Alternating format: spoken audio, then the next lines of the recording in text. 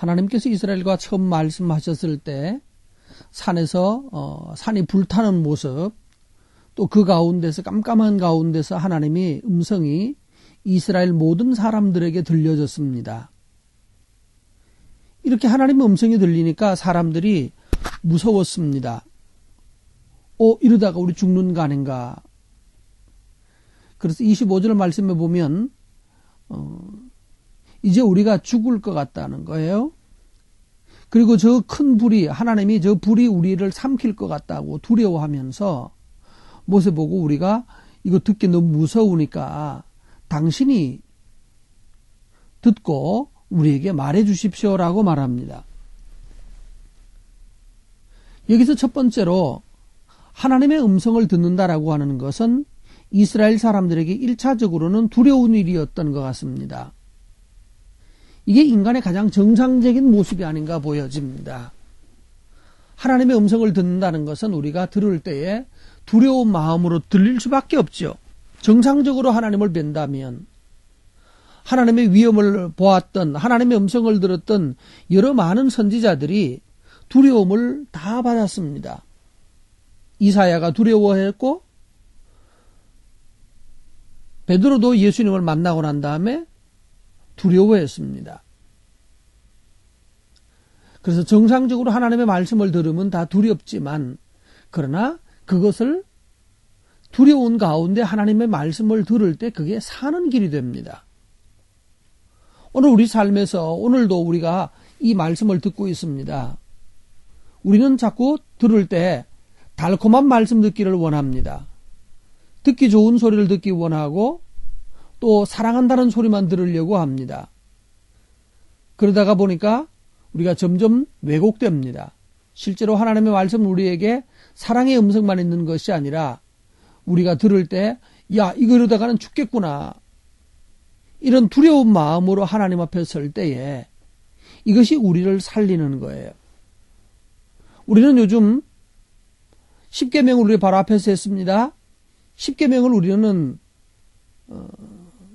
모든 것을 지켜야 될 것은 아닙니다만 그러나 이 10계명을 우리는 잊어버린 지 오래된 것 같습니다. 하나님 다 이해하시고 용서한다라고 생각하고 있는 이런 오류에 빠져 있습니다. 아니죠? 하나님께서는 우리가 빛 가운데서 계속 살기를 원하시고 또 이 말씀을 지키는 것이 힘든다 할지라도 그러나 두려운 가운데서 지켜 살면 그것이 우리를 구원한다라고 말해요. 이들이 두려워하니까 28절에 보면 하나님이 그래 그들의 말이 옳도다 라고 말씀하시면서 그들이 항상 이 같은 마음을 품어 두려운 마음을 품으라는 거예요. 하나님의 말씀에 대해서 두려운 마음을 품어서 나를 경외하며 내 모든 명령을 지켜서 그들이 복받기를 바란다. 하나님의 말씀 앞에서는 두려운 마음으로 말씀을 듣고 배우고 지키면 그게 복이 된다라고 말했어요. 그래서 30절에 그들이 각각 집으로 돌아갔었고 31절에 모세에게 너는 여기 내 곁에 서 있어라. 여기 이제 하나님의 말씀을 듣는 사람은 어떻게 해야 됩니까? 너는 여기 내 곁에 서 있어라. 하나님 앞에 서 있어야 합니다. 그리고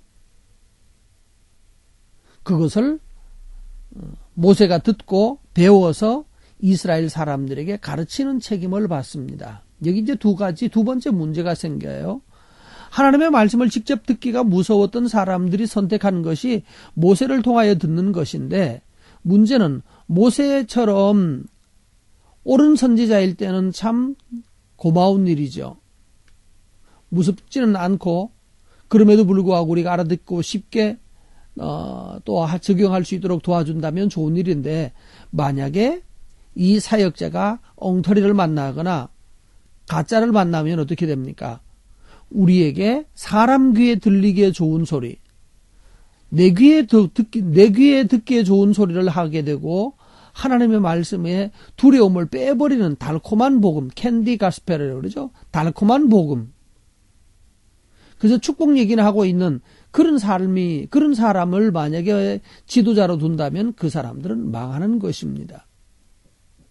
장단점이 있어요. 하나님께 제대로 듣는 것을 배우지 못할 가능성도 있다는 것을 기억하면서, 그래서 우리는 다시 하나님께서 우리에게 뭘 하셨나요? 요즘 우리는 하나님의 말씀을 듣게 하셨습니다. 매일 아침 성경을 묵상하면서 큐티하면서 하나님의 음성 듣고 살게 하셨습니다. 말씀을 듣는 것은 25절에 말한 대로 우리가 죽겠다, 죽을 것 같다 라고 하지만 사실은 말씀은 두려운 마음으로 두렵게 들릴 뿐이지, 그러나 말씀을 들으면 사는 길입니다. 그래서 32절에 너희들이 이 말씀을 듣고 삼가 행하여 좌우로 치우치지 말고 도를 행하라.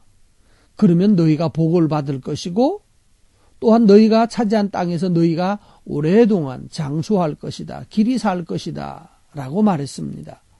오늘 여러분, 말씀을 두려워하지 말고 말씀을 기뻐하고 또 두려운 가운데 그것을 지키려고, 듣는 것을 두려워하는 것이 아니라 지키는 것을 두려워하고 열정으로 하나님의 말씀에 순종해 살면 하나님께서 우리에게 복을 주신다고 하셨고 또한 우리의 사는 땅에서 길 것이다 라고 말했습니다.